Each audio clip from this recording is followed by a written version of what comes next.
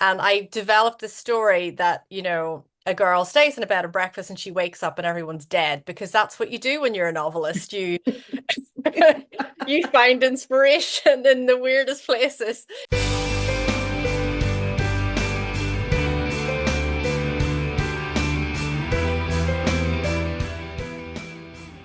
Welcome to our latest episode of Book Reporter Talks To. Our guest today is Caro Carver, and we are going to be talking about her thriller, Bad Tourists, which I am just crazy about. It is an Indie Next pick, a library read selection, a Book Reporter Bets On selection, and our reviewer, Ray Palin, had this to say about it. Caro Carver provides twist upon twists that will have readers' heads spinning. The suspense is almost unbearable. Bad Tourist is so well done and the perfect thriller for the summer season that I am confident all those who dive in will eat it up. Carol lives in Scotland, where she joins us today. I had the pleasure of meeting her in New York back in February. I was like, a chilly, cold day, nothing like what we did spend here in the Maldives, but she made them sound amazing. So welcome, Carol. So nice to have you here. Thank you so much, Carol. It's lovely to join you. So, can you give us a quick overview of Bad Tourists? Sure. Bad Tourists is a thriller set in the Maldives, and it features three girlfriends who go there on a divorce trip, really. They go to celebrate new beginnings at a particular chapter in their lives. And this group of friends, they have a very dark past, a shared trauma bond. And when they go to the Maldives, they suspect a killer is harboring is on the island, and it's a killer linked to that particular dark past that they share. So it's all about the resurfacing of trauma and old wounds and confronting this darkness. And resurfacing is such a good word when we're talking about the Maldives and being in the water. I mean, it's resurfacing. Are you ever going to come up? And there's a moment there where we're not quite sure it's going to happen. You know what I mean? So your bio says that Carol is happiest when traveling and takes inspiration from her travels to write her books. Now you visit the Maldives, which inspired this book. So tell us about your trip there. Oh, it was wonderful. Like I am not the sort of person who like goes to the Maldives all the time. This was, after lockdown and all that is terrible sort of chapter, particularly in Scotland. I don't know what the regulations and rules were like where you were, but here it was really strict. Like even relatives, my mother-in-law in England couldn't come up to see us in Glasgow. She was very much alone, and the kids were out of school for like a year. And we cancelled so many different holidays because of COVID. So I think it was like New Year's Eve, and I was looking at all the holiday packages, the special deals, and I saw one for the Maldives. I was like, right. My husband and I are long overdue, like an anniversary trip. And so we went, and it was just wonderful. It was just everything I wanted, glorious, relaxing. And I had been so stressed with work as well, like because I work full time, and I think it was the first opportunity I had for a long time to just switch off. And Mhm. that's when this idea that I'd had for the book really percolated. And I thought I have to set it in the Maldives. I'd considered setting it elsewhere. But when I was in the Maldives, I was like, no, it has to be set here. It's just glorious. And it's an island. So you have this kind of isolated aspect as well. Yes, this locked room kind of feeling in a beautiful place. Yes, And it's you exactly. can't get out, you can't do this, whatever. Is the Yeah. Sapphire Island Resort based on any particular property? No, I looked at it like obviously I was able to because I was there in the place that I stayed, and I can't even remember the name of it now, but um I looked at a lot of different the sort of more high end. I mean, I thought where we stayed was gorgeous, but you can pay a lot more money and get even more high end. So obviously the one that they stay in is really, really superb. And so I just had a look at some brochures and saw, tried to create something that was particularly exclusive and beautiful. But yeah, Yeah, and so it it's not was. based on one, it's just based on many. I think that the villas in particular that they stay in the book are really high end, really exclusive, with with two tiers and all of that. So Mhm. yeah. And it was part of the glamour of the book was the place with the, beautiful setting and the two floors, and the friend has taken them away. I mean, it's Yeah. just, oh, this is going to be idyllic until Yeah. it's not. You also described the reefs and the underwater ambiance so well. Did you snorkel or dive while you were there? Yes, I did, which definitely helped being able to write that. I mean, I'd gone to like when I was a student, an undergrad, I traveled a lot. I went to Fiji, did all, the student backpacker thing, but that was a long time ago. But so it was really, really useful to be able to go and snorkel and it was beautiful. I mean, it really everything I've described was exactly the way it was. I didn't see manta rays though, so that I had to sort of do a little bit of research, but that was in the book because different reefs have different kind of, fish and whatnot. But yeah, it was superb and it was lovely to in Scotland, our water is freezing and it was so nice to go somewhere. It was just like bath water. Yeah. Like what our pool is right now. It's like 90 degrees in the backyard. Oh, it was raining today in Scotland. It was honestly like November. Feel free to jump on a plane. I can make the Maldives in my backyard for you. I'll throw a couple of fish in, give you a snorkel. That was really so warm. We actually had book club in the pool last night. We didn't even Oh, get on the plane. wow. And I said, yeah, That we'll is just so float nice. around. So nice. Well, there is also a page where you refer to a manta ray. And in the end of Yeah. that page, you write how difficult it can be to tell innocent and villain apart. And I love that line because it sets like this tone for the book. Like, who is innocent? Who's the villain? Was that something, the manta part, that you added later, or did you have that as you were writing along? Yeah, no, I added that later. I think because I did start with the first little kind of prologue, and then I thought I need to balance that and have another one. Mhm. And so when I was doing the research into the Maldives and all the different sort of properties that are not properties, but resorts that you can stay in, yeah, that came, I suppose. I wanted to make sure that the book felt a wee bit, yeah, that you're really there, that you're experiencing all there is to experience in the Maldives. Yeah. And there's this one line, and it's funny because I folded the page down and I was like, it just explores exactly what it's like to be there. Like, oh, what is this that I'm encountering under the water? Something I Yeah, like or not? yeah. So our three characters, Darcy, Camille, and Kate, are off on this celebratory vacation to Yeah. celebrate Darcy's divorce, which I absolutely love. And she's footing the bill for the whole thing. So she's Yeah. saying, guys, just come along with me. She got a great divorce settlement. So Camille is this famous online Pilates instructor, and Kate is a ghostwriter. So was Yeah. there anything particular that gave them these professions that, set them up like this?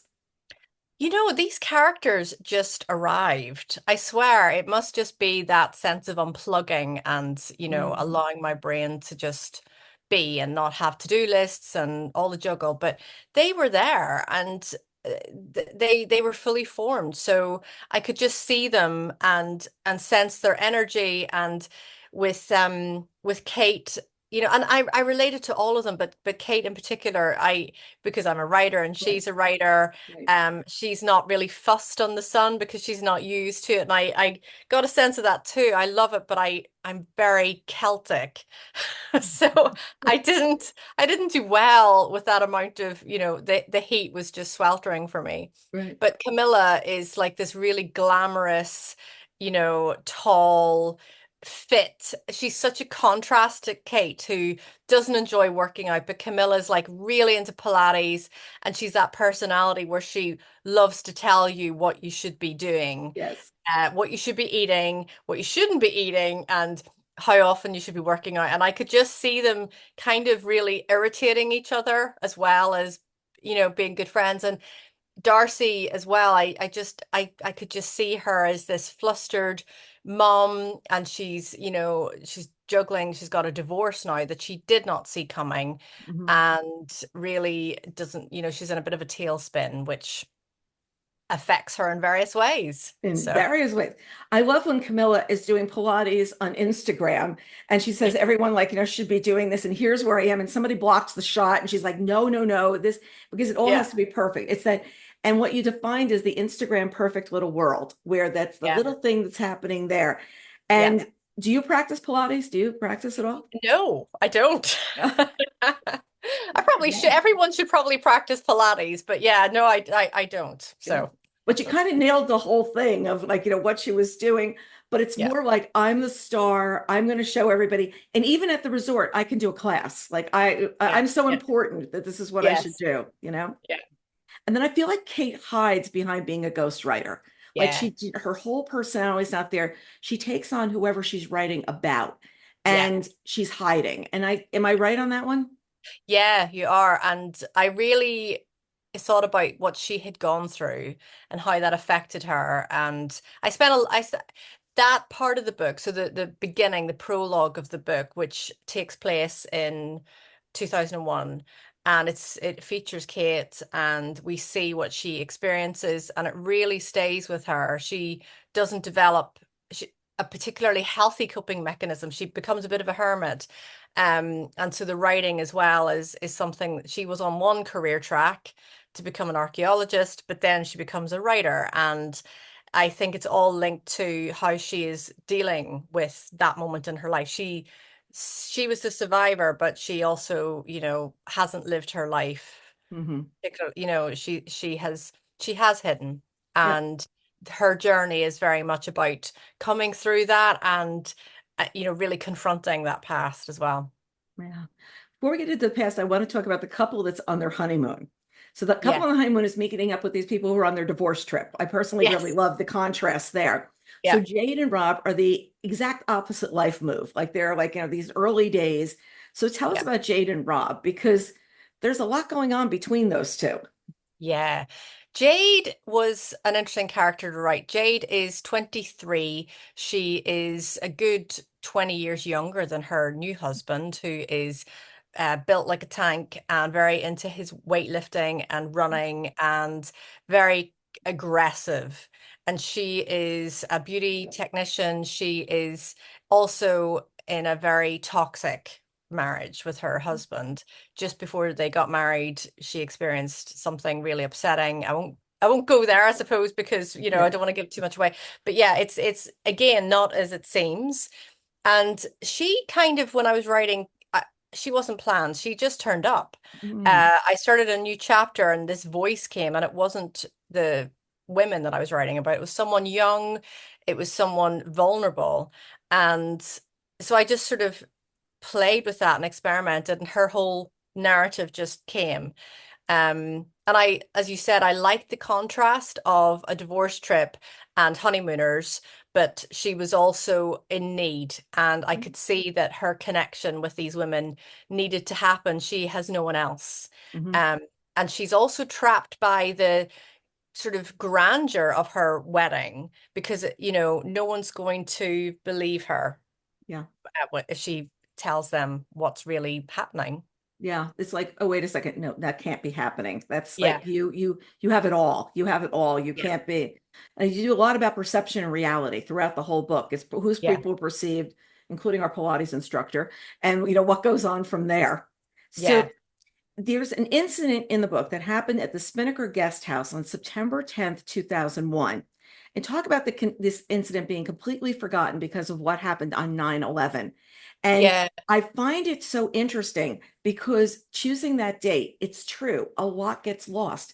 It's like yeah, the day that Kennedy was killed in 63, a lot yeah, of other things happened, but yeah, you don't talk about them. It's all framed on this day. So I yeah, feel like this incident that you created, you purposely picked that timing. yeah. It's funny. I was in New York. I think it was 2022. It was around the time that I was starting to write this book. It might have been just sort of before I started it, but I was there for the Edgar Awards, which was fantastic. I was a finalist nominee. Um, And I went to Ground Zero, and I was really reminded of just that moment and where I was at the time. I wasn't in New York, but I'd just flown back from the US. And I remember because I was a student at the time and I was traveling, and I was just really reminded of how monumental that moment was in history. And so this idea that I'd had for the murders at the beginning, I thought, yeah, it has to coincide because it did just blot out Hmm. everything else Hmm. um, because of its historical significance and how terrible it was. But I could just see how something as terrible as the thing that happens to Kate just gets pressed down. But it also, I did some research. I spoke to an ex-detective about the logistics of, how that case would have been handled and how different forensics was back then. And actually, it turns out it was huge, Hmm. um, the difference between then and now. And he said, yeah, it would have affected because of 9/11. There would have been very little ground resource. They would have been moved to bigger kind of ports in the UK. So everywhere was affected. It was that moment where the whole world was affected, and it Yeah. would have affected how the media portrayed this case and how it was managed logistically in terms of police officers. Yeah. It's So like the world came to a halt like that. We yeah, were working with, we had just built a website for Jack Welch, and his book was out that day, and he had a tour that was like the most amazing media tour ever. And then like that, over. And yeah, there's so many books that you say, what day they came out? Oh, 9/11. Oh, yeah, and it was just like a halt on every yeah, single thing that happened. Yeah. yeah. That's right. Yeah. So, Yeah. Sorry, yeah. go ahead. So what happened that night that binds them together? Let's give this a little hint of what happened Yeah. that evening, because it's something very big and Yeah. it really, really will shatter them for a long time. Yeah. So that night, I maybe I should give a little bit of a flavor into the inspiration for that because I now live in just outside the city of Glasgow, um, but I commuted for 5 years from my home. I lived in the north of England, and we lived right by the beach and everything. So it took us a while to decide whether we were going to move or not. Anyway, so for a while I was commuting, and I would drive up and stay one night a week overnight in a bed and breakfast just beside my office at the university. And the bed and breakfast was, it was no Hilton or, Marriott. It was very, very basic. It was in an old Victorian terrace and quite creepy, frankly. And particularly in the winter months when no one is staying. And I swore some nights I was the only guest. And the person who would check me in was not the regular staff. So I think the owner just kind of, instead of closing the hotel or the bed and breakfast and telling me not to come, they would just get some friend or I don't know, a neighbor to just check her in. So it was all quite creepy and so I felt unnerved, and I would often check the closet and just see if someone was hiding in there. And I developed this story that, a girl stays in a bed and breakfast and she wakes up and everyone's dead, because that's what you do when you're a novelist. You you find inspiration in the weirdest places. So that's where the idea for the prologue comes from. So imagine Kate stays at a very creepy place. She wakes up and everyone has been murdered. Yeah. So she has to live with the knowledge that she was sort of left alive. Why was she not targeted? Why did this person sort of kill all around them and just let her live? It's very creepy. It's very, very sinister. And although they find a man confesses, he gets put away, he dies in prison, there's this suggestion that someone knows that Kate was the only person left alive, and they want to keep reminding her of that years later and really cause those wounds to stay open. Yeah, it's like every year, September 10th, she dreads. She just wants to go in bed, cover up her head, and that's it. Because Yeah, it's just such a scary thing of why was I spared? Were they killed before I got there? Were they killed when I was there? That's yeah, complete unknowing that she still yeah, has, because the yeah, case has been investigated, but not deeply. Like it was yeah, 2001. It's not what you could do now and what you could figure out. yeah, So, exactly. at one point, a character mentions, we know each other's grief, but we don't know each other. Yeah, And it's a great line because there's a lot packed into there. So let's talk about, because these three might never have met. Like they're really such different people, except yeah, for this one tragedy that binds them together. And I yeah, find that sometimes you're in a place with people. We were on a cruise one year, and actually, the woman had a birthday today and I wrote her a note. I haven't seen this person since we were on the cruise, like, I don't know, 20 years ago. But you feel yeah, like, oh, we spent that time together. It was special, yeah. and it's that feeling that you're in together. So how did these three get locked into this? What's the relationships? Yeah, so the three, Darcy, Camilla, and Kate, are all tied together by this event. So Kate was obviously the one who survived. Darcy had a boyfriend who was involved, and Camilla's brother was killed. And so they are intimately connected, and yet they are extremely different personalities. And I was at the outset really, really keen I'm curious about what ties people together, actually. Mhm. I was even thinking about when I had my children, how the most, up until that point, the most tr monumental, sort of wonderful but hard, moment of my life, the sort of before and after moment of having a child, and you're suddenly with a complete stranger. Mhm. Yeah, not that I'm still besties with my midwives, but I still like to think about and imagine the tethers between people, and particularly when they don't have a lot in common, because Mhm. there's a very complex dynamic there. So that's what I was imagining with these women, the conflict, the tension, but also the way that they might bring out the best in each other. Mhm.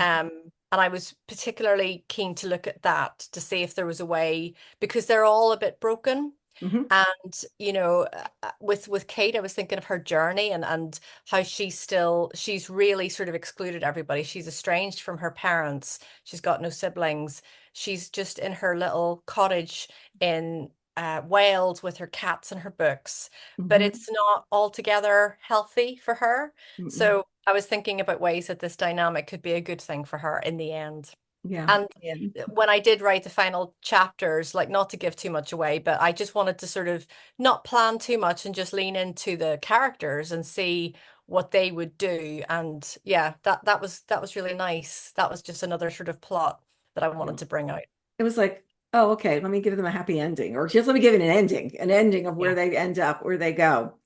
Yeah. There's so many wonderful clues. The six roses that readers learn about more. And I like that you were dropping these things in along the way. And we as readers are sitting back and we're it's like we're watching, but then we're getting super involved because we feel for these people. And you also don't know who's good, who's bad, who you need to Yeah. watch. So at any moment, you're trying to become protective of the characters because you don't know where they're going to end up. And as Yeah. you were writing, were you writing that kind of tension? Like, did you know what you were doing, or did you go back and do it later? I think I was actually letting the story tell itself as I was writing. This was such a great book to write. It's not always the case. Sometimes you plan a book and then it kind of falls apart and you have to really fix it. And yeah, but this Yeah. book just felt easy. It was Okay. lovely. I just enjoyed kind of having that experience, writing it and letting it unfold. I didn't plan this the way I normally plan a book. I'm quite meticulous about how I plan, but this one was just like a fun project that I had the idea, and it grabbed me so much that I thought, I'm just going to go with this. I was off for the summer, the summer break, and Mhm. I thought I'm just going to steam ahead at this like a project, and it was just fun.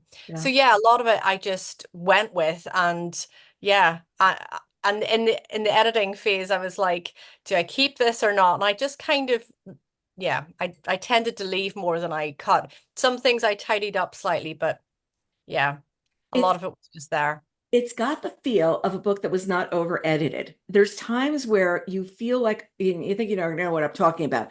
A book is Yeah. so edited that it's some things are so crisp and some Yeah. things are so like tight. And Yeah. not that this book is not well written or whatever, but it came out the first time and you can feel Yes.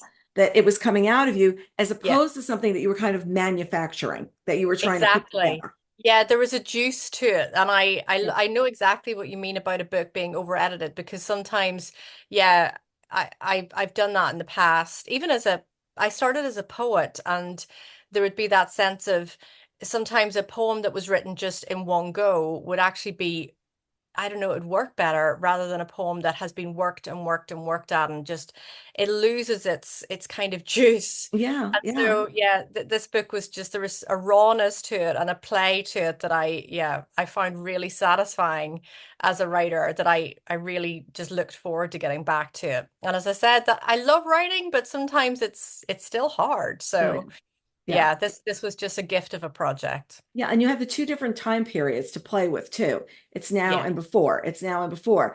And you can sit there and play with how before was going to interact with now Yeah. and have some fun with it, as opposed to with, and these three people, that really have no connection. Like if they would have Yeah. looked at each other in a room, they would never sit next to each other or hang out Yeah. with each other at all. No, no, I was very conscious of that. Even when they meet up in the cafe, it's like, what is going on? These women do not look like they are, like they dress completely differently, they don't look like each other's people. Mhm. And I think I was also thinking of how hard it is to form, can be very hard to form friendships later in life. Even my kids were saying this. Mhm. As you know, in their teens, it can be harder than they when they were children to form friendships. But I think there's something about women that you get so busy sometimes Mhm. with Mhm. your career, with your family, Mhm. with so on that your social life just dies. Mhm. And then actually we need each other. So yeah, I was really thinking I want to go I'm not getting divorced, but I want to go on a trip with Yes. girlfriends. I just want to go someplace and just, it's Yeah, funny you say that because a couple of friends have said, "Can we have lunch?" And I am so plastered to my desk that I know. I decided I'm going to make a list of people I want to have lunch with, things I I want to know. do, because Yeah. it just doesn't happen. And then all of a sudden, it's the end of the summer, and I'm like, wait, I didn't do that again. I mean, the I flowers look know. really good, but like I nothing know. else. Isn't it awful? I know. I said this at the beginning of the year to some friends. Like I did have a Christmas kind of get together with some friends, and now it's July. I'm like, Right. and I haven't done anything since. It's awful. But But we really need to prioritize it. I also think that COVID year got us so Yeah. comfortable in a lot of ways of being at Yeah. home. And being at Yes. home was not a bad thing. Being at home was Yeah. a good thing. You were supposed to be doing that. And I think it influenced a lot about how we handled relationships. I really Yeah. do, because Yeah. it was, oh, okay, this is what's going on. We have to. And now it's Yeah. like, oh, well, just hanging out is kind of easy. And now it's I kind of, know. I know. yeah, Well, that's COVID's exactly why I booked the trip to the Maldives. So exactly, exactly. This is a good thing. This is a good thing. yeah. But you also ramp up the tension by there's a young character, I don't want to give anything away, who gives out his feelings. And when you hear his feelings, which is much later in the book, it's like there's such an eye opener about this character and what's going on. And did you always know you were going to have this young character be the one that blurts something out that was like, whoa, what's going on here, Yeah. folks? So that character was meant to be quite minor, but Mhm. they took on such a I don't know, a vivacity in my mind, Mhm. and that kind of plot line just came. So yeah, that again was just letting it run and seeing, will this work? I don't know. And then I was so invested in their story that I was like, no, I got to give this more space. So I'm glad I did because yeah, what they had to say was really quite revelatory. And I just felt for him so much. So And the person that was going through it, it was like somebody that might not have said anything, kept everything quiet. There was so much already going on. Why bring this up? But was yeah, sheltering inside, inside, inside. And yeah, that's times sometimes we don't know what people are really going through. And I think you yeah, brought that up really, really well of internally what's going on. We get into Kate's head, we get into everybody else's head, but what else is going on around these people that's been affected by what yeah. happened in 2001? Yeah, exactly.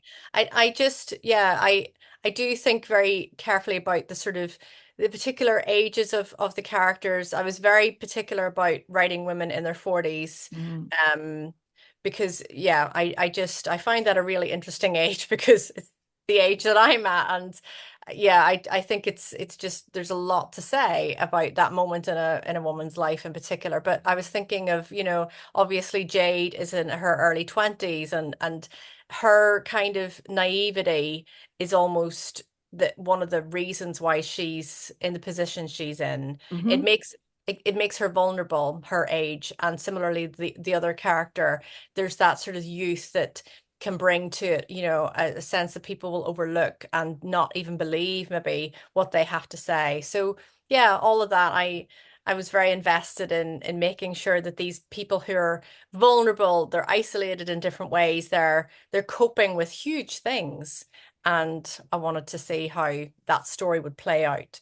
So I didn't fully, I have to admit, I didn't fully know the ending. I didn't know, and I won't obviously give it away, but I didn't know how it was all going to unfold. And it unsettled me a little bit, the idea that I had the direction I thought, can I pull that off? I don't Mhm. know. So I was kind of just tentatively trying to see maybe it'll go there, but I'm not sure. And what you say about women in their 40s, I think listeners have heard me say this before. I think women get most honest in their 40s. Yeah, Before that, they're like Jade. They have the best husband, the best wedding, the best this, yeah, best that. And then all of a sudden, well, maybe that's not so good. And maybe the yeah, fact that like the refrigerator's neighbor is not organized the way I want, or yeah, the laundry doesn't go the way I want. You can admit yeah, it. Before yeah, that, everything's perfect. Like your yeah, child's perfect and nothing yeah, can be amiss or out of order. And then all of yeah, a sudden it's like, okay, this is what yeah. life is. Yeah. Yeah, right. It is. I think you just get a bit more real because, Mhm. you've maybe had a long time of, things just not going to plan and Mhm. job changes, career crashes, kids maybe getting sick or getting bullied or, all the stuff that childhood can bring or having children can bring, family life, just the whole gamut of it. And I think also just with women, in particular, perimenopause and menopause are huge things to be undergoing just in your own body Mhm. while you've got all this other stuff going on. And I also factor in gender pay gap, inequalities that Mhm. affect women. And by the time you hit 45, like me, you're like a warrior.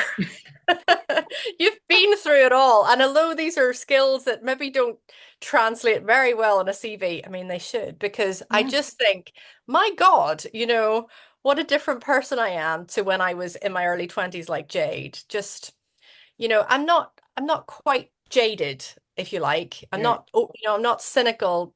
I still have hope. I still have optimism, but yeah, I think actually women in their 40s and 40s plus Mhm. are a force to be reckoned with. And so I feel the way women tend to be configured, or older women tend to be configured, like women even in their 70s, and they get written off. Whereas I Mhm. have the greatest respect Mhm. for women, older women, that they have such enormous value Mhm. to give to society and just as human beings because they have been through the Yeah. mill, you know? Mhm. So, And also not through the lens of what social media has done now, where everything is always perfect. No child cries on social media. No room no. is really messy unless it's part of like a joke that's going on or something. Yeah. It's not real life. And I feel it's hard for anybody to go through their life being played out on social media and cultivating these personas that Yeah. just are, I mean, I really feel they're harmful to teens. I really feel Yes. they're harmful to people in their 20s. And I Yeah. really feel that we've gotten ourselves in a very difficult position right now Yeah. because you've got this false thing about what's going on. I mean, if I something happens, know. what the first thing they do is they go read your profile and see what you've done and where you've Yeah. been, and Yeah. it's Yeah. just different. Yeah, we do have to dismantle that sort of the way we curate our lives, and I actually follow a lot of accounts that seek to do that, that they seek to sort of highlight the dangers of social media and the way maybe influencers will portray their bodies as perfect and this is all bodies are beautiful, etc. I think those are really valuable, voices Hmm. to listen to. um and I actually I love Instagram, and I do think social media is brilliant to connect people and build communities, but it obviously has that toxic side, and it's dangerous, and navigating that with children, for instance, who have just grown up with it, like, because I can remember not having a TV and Right. not having internet and not having a mobile phone. And in some ways, I think, the 90s in some ways were kind of a gift to be a teenager in Yeah. because I could do stuff that wasn't going to be plastered all over Instagram or TikTok. Right. But so yeah, I speak with my kids about this all the time. They think I grew up in the dark ages, honestly. But it's good to be real and to just remember that there's the appearance of things and then there's the reality, and we got to remember that. But Yeah. it's easy to forget. Yeah, and it's very interesting as people get older. We have a number of friends that are now divorced, and what Yeah. happened is the kids went away to college, and that was like the end. And it was like Yeah. you were really sticking together for 17 or 18 years. And I Yeah. ran into somebody recently, and she says to me, "Are you still married?" And I said, "Like, is there something I should know?" She says, "No." She says, "Nobody else is. Do you want to have dinner?" And I was like, "It's just like a funny thing for somebody to say to me. Are you still married?" I'm like, "So, we were I doing know. really good. The other day we were having a really good time. We were out. Yeah. It's really funny though. But what you do though is you're contrasting these various situations, which is giving us real insight into these characters because we go Yeah. back in time. We see how they feel now. And Yeah. I walked away feeling like I want to go look up the newspaper article about this thing that happened on September 10th. You wrote it so clearly of what was going on. And I was like, wow, was this really something that I missed? And then I was like, wow, these characters are there. So I could tell you, but you were writing very authentically about what it would feel like, with something going on like that. So Yeah. hats off to you. It's really good. Thank you. Oh, that's good to hear. Yeah, it is interesting to reflect and to just, yeah, personally, because I can remember 2001 so vividly, and it's like you blink and almost 20 years of, well, no, over 20 years of Years. past. Yeah. And even with my, like, I've been married for 20 years, well, it'll be 20 years next year, but yeah, again, blink and that's gone. Hmm. But yeah, I've got friends who, they were married for a long time and then things fell apart, just sort of like Darcy. Yeah. And yeah, and it's interesting to speak to them and just get, a flavor of how that turns your life upside down. Mhm. And whether it's divorce or children being ill, or I'm homeschooling one of our children at the minute because high school was just horrendous, and things that you just didn't expect, Right. to Right. to unfold the way they did. And I think that there's a lot of that, isn't there, as you get older, just the curveballs, things that you just, yeah, didn't see that happening at all, and you have to just shift your life around it. But I think there's an awful lot of women's work that is about that pivoting, Hmm. particularly women, that I just think usually it's their lives that have to sort of be set to one side to configure around children's issues, or and particularly with divorces, a lot of women I've seen put their career on hold to do some, the Yes. child rearing, and Hmm. then the divorce comes and they are absolutely slammed. And I was Hmm. really interested in writing just something of that story. I'm not saying obviously it's not all men, but Hmm. just I was seeing this a lot. It wasn't just a one sort of instance. It was a lot of women that just sort of hit a certain age, and then the choices that they made, very well intentioned in the home and so on, just, yeah, it was Hmm. it left them with a huge change in their 40s. They had to start again with their careers, and they didn't maybe have a CV that would reflect what Hmm. all of that work really did for them in terms of a person being a skilled person. Hmm. So Especially over the last 20 years, because yeah, technology changed so much.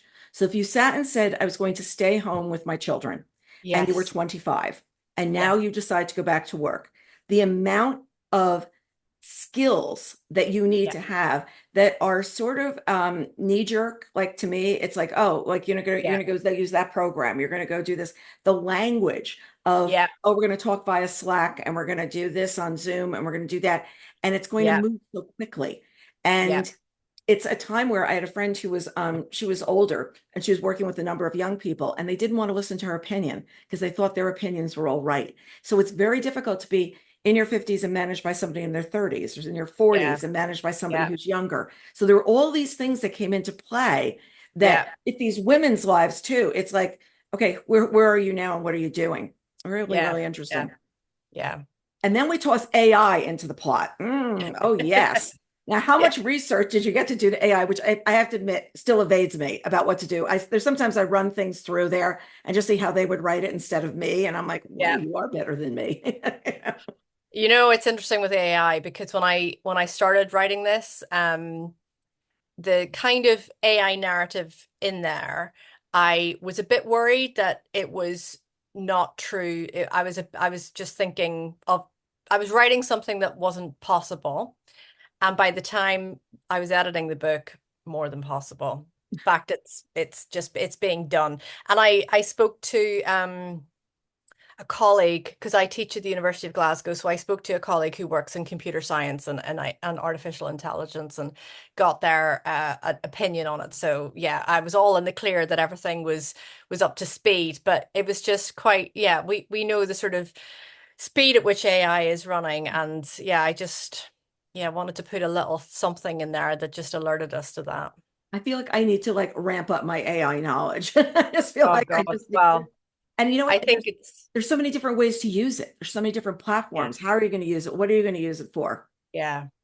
And the thing is it is a tool. Hmm. And it's not all bad in the sense that it Hmm. does benefit some people. Because, for instance, my husband and one of my children, they're dyslexic and they find AI really useful Yeah. because my husband might have a day or he might be tired and it really impacts his ability to put together, say, an email or something that needs to sound very professional, no flaws. And AI can do that for him. Hmm. Instead of it used to take him maybe an hour to put together something and just check it, make sure it wasn't flawed. And now AI can do that, and I marvel at that. I think that's so good that we have that now. But Hmm. obviously, there's the real threat and the real risk. And actually, I went down a wormhole with my AI research, and it did scare me quite a bit. But there are people who are, saying that as long as we seize this and make sure that we use ethical judgment in how we harness it and utilize it, it can be a tool for good. Hmm. So I don't know that it's just I don't think it's the outcome is the Terminator. Right. I think it might be okay. But it's just like also how are kids going to use it? Like they're saying that college essays now are going to be run Okay. through AI, to clean them Yeah. up and make it be better. And you teach writing. You teach writing, correct? Is that what Yes, for I them? do. I do. Yeah, so we have all kinds of policies and software to use to check it and everything. Yeah, I've tried AI just as you say to see what it does to understand can it write a novel and so on. I mean, my opinion at the moment, who knows, AI, I'm sure can become better, but Mhm. I think it's one thing to write a draft, but it's Mhm. another thing to edit a novel and make it a very good novel. So, yeah, Yeah. there's always going to be that threat to creativity and originality, but I'm not sure I'm fully invested. I read novels to connect with the voice of a human. So, Hmm. and we've all seen the kind of images that AI create with the And six fingers and the seven fingers and yeah, they're also being very careful right now in the States about political campaigns and what is yeah, AI generated and what is really generated. I And know. across social media, it's such a problem because what AI can do, what Well, people generate misinformation is and do huge. themselves, which Yeah. never usually happens. Yeah, we have to. I suppose there is that threat, isn't there, with the speed of content. We don't. Yes. I mean, I think we've all done it. We've all retweeted or reposted an article that we've maybe not read closely enough, and that's the thing. We have to make sure that we're being very judicious and applying our critical thinking skills, before we. But misinformation, whether it's via AI or lies has Mhm. always been around. So we just have to exercise that caution. Yeah, But yeah, police. that was a theme of my book. So Yeah, policing a lot more. I wrote about a television show, a documentary, and the person who's very much stars in the documentary wrote how much she didn't like it. And I shared both with our readers because I said, I think this is an interesting one to watch. And when mm, you're watching it, you really think she's invested in it. And then later on, she sees it and she mm, doesn't like and she was really such a huge part of it. But it's so interesting to see when people see it, like how it's edited yeah, and comes together, it feels different. And it was just very yeah, interesting. yeah, Well, absolutely. back to the book. We've got a lot of physical drama in the book. And when you were writing it out, I mean, you've got these physical scenes where people are moving around or whatever. And I'm picturing like you're writing and then running over and like, chopping and like all this stuff, figuring like, could the arm really go that way or whatever? Or you've written action before, but what was it like writing here? Yeah, so yeah, the sort of action scenes, if you like, that again was just all there. So that just came in a writing day. Right. And I had to go back and just make sure the choreography all lined up, so that I didn't have, stray arms or whatever, things happening that couldn't happen. But that was for me a lot of fun because Right. it was just there, and there was a real element of female power that was there too that I was quite invested in that kind of dynamism of writing women in that way. Yeah. it was just a lot of fun. So yeah, I hope it's fun to read. Well, I can just picture that night, like, chopping onions, like, Yes, because I've been in yes, this mode like all day long. We're going to yes, have Chinese food. I'm chopping everything up because I've been on this roll all day of moving these people yes. around. It's very funny. I think it was probably a lot like that actually. Yeah. Definitely. So the story is told from varied points of view. And I feel that's the best way to tell a story in some ways because you're inside each person's head and they may be saying like we don't like her dress or whatever, which you can actually play with. I Yeah. feel like it worked that we needed to spend that time. Was it always written from each person's POV? Yes, yeah. Probably I was a bit nervous actually because we've got quite a few different character Mhm. viewpoints in the book. But that's just how it came. Like I said, when I wrote Jade, it was just a new voice. I was like, oh, who's this? A new person. And then we go to Jacob, Darcy's ex. I think, did I have Jacob in the first one? I don't think we had as much of Jacob in the first draft. I think I Mhm. went back and sort of added him in. Um, I can't remember why. There was a reason why, but yeah, that was always there. I think the first book that I wrote that had multiple perspectives was as CJ Cook was The Lighthouse Witches, and I remember making a conscious decision to write three voices. I had three false starts with that book, where I thought there were three false starts, but actually it was I realized no, they all work, but I just need all three voices. But I Mhm. was quite overwhelmed with the thought of writing three voices in that book. But I thought, no, I'm going to challenge myself. It was a very hard book to write, but eventually I was able to write three voices. And I think that was a good kind of training ground Yeah. to write multiple voices because it's really hard to keep on track of those different voices. But yeah, that book was just very challenging, very, very difficult, but it enabled me to do that. Because it kind of feels like I don't know, the way I imagine it is, the old stagecoach, you've got like, I don't know, Horses. four horses. It feels like you're holding all these different reins and trying to make sure everyone's going in the same direction. And sometimes you'll drop a rein or whatever and have to pick it up. But yeah, as long as I listen to their voice hard enough, I could make them distinctive. So Mhm. Yeah, and when you use the horse analogy, it's also like we're going to have to turn, we're going to have to do this, we're going to have to do that. How do I make everybody move? Like yes, they all have to be on the same day. Like they have yes, to be, everyone has had to have breakfast. They're not in like, and the timing all needs to work. Like if they're going to go at exactly. one point to the gym, well, then what are you doing all day if you decide Yes. that in the morning? And there needs to be a process to also get you there at the right time. Yes. I So, think a lot of the edits were spent going back and making sure that I didn't have someone say they were going to the gym and then end up in some other place. I had mhm. to kind of coordinate everybody. So Like, yeah, it was a no, bit, you can't go fishing right now. You have to come yeah, back over here. You can't go get yes, fish. No fishing. yes, exactly. So the book is described as propulsive, and it is. And were you conscious of how you were ramping up the tension in the storytelling?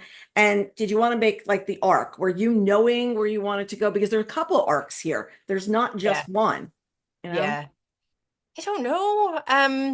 I think I wrote the first draft quite quickly. I Mhm. wrote it in about 6 weeks because that's sort of what I had in terms of before I, went back to teaching and I wanted to see it through. So I think that helped because sometimes, if you write it over a longer period, you can kind of lose your thread a little bit, but Mhm. this helped.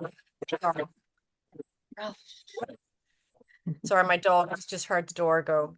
Yes, I just think that helped keep it coherent, if you like, and keep it Mhm. together. Mhm. Um, but yeah, I think that the fact that the story was just there, I just went with it and Yeah.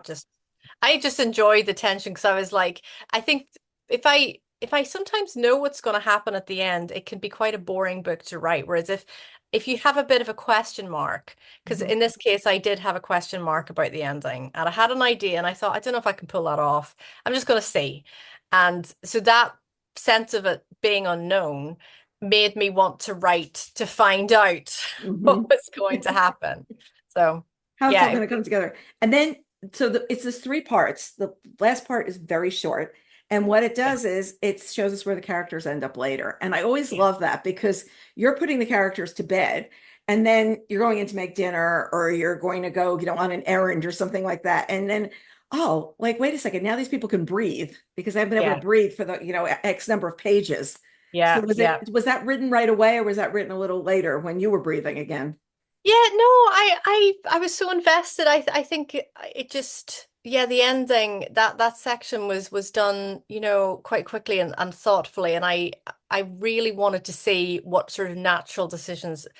When I say natural, I mean character-oriented decisions they would make. I didn't want to just wrap the story up. I wanted to sort of get a sense of who they were, where they were at. I think I had to trim the ending in the editing stage with my editor, but or editors. But yeah, I liked visiting the characters again at a moment where they were back in their sort of natural habitat, but they had clearly changed and they had acted as catalysts for each other. And that was for me really, really pleasing to see that they Yeah. had done that because I always had this sense at the beginning that they were all just still going through the motions a little bit. They had this unresolved trauma from that event that needed to be re-explored and yeah, particularly Kate. So Yeah. she's for me, she's sort of the protagonist here. So Yeah, yeah, she's a protagonist because she goes through so much on so many different levels and, yeah, to come through the other side. yeah. This is a new genre for you. You've written Gothic thrillers under the name CJ Cook. And by the way, our reviewer, Ray Palin, has read them all. Like he was so excited to read this book because he said, I've read them all. So, what inspired, besides this trip to the Maldives, where it can't be like, a CJ Cook book, what inspired you to say, I'm going to try this? Yeah, so I think that that story idea that I'd had when I was traveling to Glasgow and staying in the bed and breakfast, I actually toyed with writing that as a short story or because the idea was there and I don't know, sometimes you just have an idea that lingers and you think maybe I need to poke this a bit and see what's of it. And then I had this other idea for a divorce trip, specifically a divorce trip. And I think it came from speaking to so many friends who were just getting divorces, and a lot of them were being kind of, that sense of, having left your career, raised children, and then getting slammed with a divorce. And sometimes the divorce outcome just not being at all in their favor and just Hmm. feeling the sort of, but also a new chapter and kind of beginning again. And I thought, how cool would it be to go away to celebrate it, you know? So that idea was there, and I knew that it was something that wouldn't really fit within the CJ Cook, like what I was doing, because I particularly was writing a lot of historical horror, and I thought I need to think about what I want to do here because I'm very invested in this. And then when I went to the Maldives, it was so vivid. So I Hmm. thought I'm going to try writing under a pseudonym. That would be Hmm. fun Hmm. because I was at a particular point in my career as well that I'm conscious, it's not all readers, but some readers think that you think like your characters. Hmm. And I wanted to challenge myself a little bit to lean into, psychopathy, which is in this novel, and to really go quite deep with characters. But I thought, if I write under a pseudonym, I can take risks Hmm. that I just have that feeling of freedom. Hmm. And as a creative practitioner, I love a challenge with a book. And yeah, that this was my challenge to be able to do something different and to write characters that I hadn't written before, to take risks with the story and the direction of the story, and to feel a little bit, shielded by a pseudonym that no one's Hmm. gonna make a judgment and think that I'm like this, as a person. So I've written those other books too. So, really just, I think yeah, you really should send a copy of this book to the place you used to stay when yeah. you were. I think you really need to say, let me just show you what you inspired. So, Oh, I think we just need to should tell people. So, yeah, when do your editor and agent see the book? Like, see what you've written? Like, I think you had two editors on this, UK and US, or yeah. tell me what was going on there. So I sent the first three chapters to my agent actually, just to sort of get a feel for what her response was. And she was so excited that that made me think, oh yeah, I should put the time and effort into this. So that was really good. And then so I tend not to show anyone anything till I feel it's singing off the page. Hmm. So once I had finished and sort of reworked it, and then my agent saw it, and then she sent it to my editors, and we did some rounds of edits. So yeah, I really struggle with showing people messy drafts. I Hmm. need to fix it Hmm. and make it something that I'm proud of. But yeah, but that gets worse as the longer I'm a writer, the more perfectionist I get. Yes. So I'm sort of at a point where people have to sort of pull it out of my hands that I surrender the work. I don't email anything with joy. I'm like, do I have to? I could do with another 5 years at this. I think I could develop that one a little bit more. Let me Yeah. see. Give me another 5 years. Maybe I can do that. Yeah. I Yeah. think it's tough. I think it's tough to share because there's this vulnerability in sharing the work as well. Because Yeah. somebody may not see what you were seeing all this time, and you spent this year or 3 months or whatever working on it. And it's like Yeah. somebody said, I think Lena Barker was the one that said, it's like go sending, okay, waiting for the report from the doctor. Am I going to live or die? Because Yeah. if it just doesn't work and you're so vested in it, I it's know. that Oh, waiting it's thing. it's hard, but I really value fa Mhm. feedback. I Mhm. really do. And you know, I know now as a writer, well, we all have blind spots Mhm. and we need those extra eyes. We need someone to sort of show us the good and the bad because Right. sometimes you get, well, very often in my case, I get so close to the work that I can no longer see the good. Yeah. I'm prepared to delete it all. So I need someone to come in and say, no, no, no, we don't need to do that. We can fix a few things and the rest is good. Yeah. So I just value editorial feedback so much. And sometimes you get notes and it's like, wow, I didn't see it that way. Yeah, So I can make it stronger because, oh, wait, that's your POV. That's not mine on this. So what do I have to yeah, change to get it to be what I want it to be? So exactly. you Yeah, understand. Yeah. exactly. The cover is terrific. I really like this cover. I Notice that I did know. a blue Isn't it? shirt to match it. Oh, yeah, it's so vivid. I love it. It They did is a great. fantastic job. Was this the first go round on it? Was this the first look or Yeah, yeah, it was actually. I think we tweaked the font. Um, and we added the novel in pink, which I love. So yeah, this they really got it like yeah. super early on. I love what they've done. The whole package is just really vibrant. What But was Dana, it always called? Bad tourists? no, I called it the divorce trip, Okay. but I think that was sort of seen as maybe some people won't want to read about a divorce trip, whereas I'm like, who wouldn't want to read about a divorce trip? I'm not divorced, but I'm happy to read about people who celebrate their divorce. So Yeah. yeah. It this kind of thing that may have looked more like chick lit older or something like that. Just Yeah, the maybe. idea of it doesn't have imply thriller. Bad Yeah. tourists implies thriller. It Yes. implies Yeah. something is going to happen. And these Yeah. people, who are the bad tourists and what's going on? And it's you're in Yeah. this beautiful place, but you've got the bad tourists. Yeah. So it was really lovely. Is it Jillian McAllister says it's a whip smart, fun, and stylish novel. I raced through it. And I say the same thing. I raced right through it, standing in the pool Good. reading because of my Good. galley, which is Good. wet. So I love that you read it in the pool. That sounds idyllic. I have to send you the picture. It's very, very funny. It's Oh, like my please husband do. snapped it. I didn't even know. And I was like, Yeah. he said he thought it was so funny that he looked outside and he says, what is she standing in the middle of the pool like this float on a float? I was like holding it on a float. It's very funny.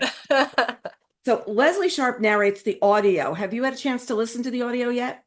Just a little bit. And I think she does a great job. And actually I'm a huge fan of hers because she starred in a film called Rita Sue and Bob 2 way back in the 90s. It's really a cult film, particularly in the UK. And so I was really honored when I heard that she was going to narrate it. I thought, oh, that's wonderful. Like so cool, No? my Yeah, really words cool. coming out of her mouth. How fabulous. Yeah. So is there any movie news about this yet? Because man, I see this as a film. Oh Oh my yeah. gosh. Yes, well, it's been optioned for a TV series. Right. And yeah, so that's underway. I'm just waiting to hear if they have secured a particular screenwriter. I think they were going to. But Mhm. yeah, it's underway and I'm really happy with the kind of team that's behind it and the ideas and the vision they have for it. So, and I think it will make really good TV, actually. Mhm. I love a good TV series that I could just binge. Yes. So Yeah, I'm I really, hope all the episodes come out at once because this is going to be I one that you're know. going to go from one to the other. I know, I know. They did that with Succession, didn't they? Yeah. The last s season, and I was like, oh my goodness, that was hard having to wait a whole week. It was like 1994 again. Yes, it's like, oh, here we go again of like waiting, waiting, waiting. And then sometimes Yeah. you do have to remember what happened the week before. I mean, you do have to Yes. sit there and get this little recap. So there's times I skip the recap, and sometimes I really need the recap of what's going Yes. on. But there's something about this that will be an interesting shoot because it's not a lot of locations. It's a Yeah. fabulous island with this, but it's really this locked room kind of thing. And then you need Yeah. something happening back here to show you what's going on. So years ago, somebody told me, I was talking about some particular book, they go too hard to shoot, too many locations, hard to do, large crowds. And I didn't think about all that factoring into it. But you think about it, it's not the people in the dining room or there are people Yeah. at the ship, but it's not a large ensemble cast that Yeah. you're trying to play. Like, Game of Thrones, where I have no idea what's going on with the dragons. I mean, I have no idea. Yeah. My husband Yeah. sits there and watches, and I said, you can watch this because I have no idea what's going on. No, But the I number of the people in same. the room, Yeah. moving Yeah. around. Massive. Yeah. This is more character focused, and you're right. It's just sort of one location, one island. So yeah. I hope to see it on the screen. I think it Oh, would be I great. hope so too. It's just gonna it would play so well. And I could see it's the other thing is I could see where the natural stops would be. Like, if they're Yeah. gonna do more than one episode, like this is where you stop, this is where you pick up. So Yeah. I Yeah. mean, we could just work on the script. I mean, come on, we know what we're doing I here, know, right? For sure. I have said, hey guys, I'm happy to write the TV series, but I understand that, they have to the way these things are, they usually go with someone who has more experience and things Yeah. like that. But But it's yeah. something to learn from as well, like to learn Yeah. from of like how it all happens. Um, Also, sometimes on these big things, somebody writes the dialogue, somebody just does this. Yeah. So they said it's like building a house. Somebody's just doing the pasteboards, somebody's just Yeah. painting the walls. Very, very interesting. Yeah. So Yeah. what's next for you? Like, is it another thriller? Like, where are we going? Another gothic? Yeah, What's it's happening? Another thriller? well, both actually. But as Caro Carver, I've got another Caro Carver that has been written, and I am editing that right now. So we've got another one, another glamorous location and setting, and yeah, it's a lot of fun, and I really enjoyed writing this one as well. Did you So have to go to the glamorous vocation to do this? I did. So hard, so hard, Terrible. But I'm Let's actually, go on another tax write-off vacation. I know. But I have to say, I was a bit like, so my husband and I went to the location for the next book, which is Capri, off the coast of Italy. It's not as hard to get to as the Maldives, like from Edinburgh. It's a 2 hour flight and then a 40-minute ferry ride. But still, I went for 5 days and I was a bit like, do I need to go? It's a lot like to manage childcare and stuff like that. But I'm so glad that I did Mhm. because it just brought it to life. It brought the book to life. I found a hotel that is exactly like the hotel I had written in the book, because I went quite late in the writing process and I just found this hotel and it just, yeah, I really find that going to the place that I'm writing is so transformative to the writing process. And it was beautiful. And your So husband goes, I'm going to go to the gym or I'm going to go to this as you're processing. Like, you're sitting there and it's like he's cutting with a knife. I'm writing that down. Living with somebody who Exactly. writes has got to be really interesting. It's like, oh, does she picture the machete behind me now? What's happening? So, and Yeah, then no. you're doing another CJ, you're doing both at the same time. Yeah, so I have another CJ cookbook out in October and Okay. it's a sort of not a retelling, but it's based on a witch trial from 1594 in Orkney, the first of I think there were 79 witch Mhm. trials in Orkney. Actually, this was the first. And so I mean, Orkney is not as much of a trek. I was able to drive to Orkney from Glasgow. But yeah, I went up there and did some research last year. And Mhm. that again was just, I went to the archives and actually the archival visit transformed the plot. Oh. It didn't just imbue the book with that kind of vivacity that I think is important. It actually changed the plot because I found something in the archives that really changed the sort of the idea for the book. So yeah, I'm a big advocate for going to these different places, but it's cool to have two books out this year. Yeah, yeah. It's a big deal. So When will the next thriller come out? Next summer or later? I think it's next summer. Mhm. I'm not sure. They haven't set a date yet, Yeah.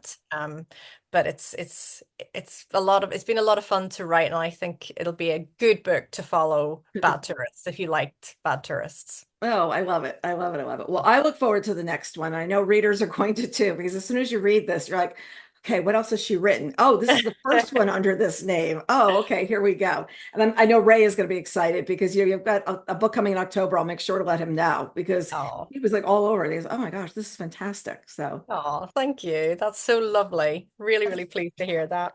I thank you so much for joining us today. It was an absolute pleasure to hear the story behind the story and how you came up with everything because it's truly a winner. It's really, truly a winner. Thank And I you. just look forward to readers reading it and having a great reaction. So there you go. Wonderful. Thank you so much. It's been a real pleasure. And I hope to see you next time. And to readers, I hope to see you too next time on Book Reporter Talks too. Thanks so much. Okay, thank you, Carol.